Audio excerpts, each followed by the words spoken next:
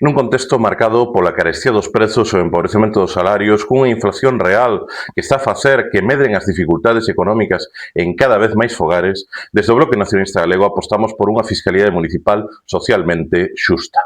As viguesas e vigueses están a ver como a escalada de prezos que en Galiza é xa dun 4,1% nos últimos 12 meses tradúcese nunha cesta da compra cada vez máis cara ou en recibos como da luz que volven a atinxir prezos imposíveis. E cando falamos de impostos e taxas, a cuestión chave é quen os paga e canto paga. Por iso imos trasladarlle ao alcalde a demanda de que de cara ao vindeiro ano 2027 se conxelen todos os impostos e taxas municipais, tendo en conta que o pasado ano se deixaron sen executar 150 millóns de euros do orzamento municipal e que o nivel de inexecución para este 2026 aínda vai ser maior. Nun concello que ten máis de 200 millóns de euros en remanentes, non ten xustificación seguir incrementando a presión fiscal. Pero para alén de evitarmos unha nova subida xeneralizada de impostos, defendemos que é momento de aplicar medidas para reducir a presión fiscal daquelas familias e fogares que teñen menos ingresos, facendo que quen menos ten, menos pague, a través da aplicación de novas exencións e bonificacións por tramos da renda.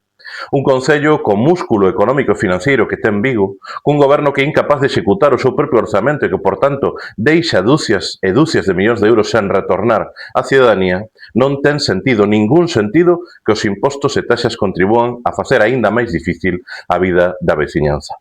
Pode que con salarios como o do alcalde de máis de 75.000 euros ao ano ou como os do seu equipo de goberno por acima dos 65.000, isto parece unha cuestión menor, pero a inmensa maioría dos fogares, nas casas das traballadoras e dos traballadores, cada euro conta.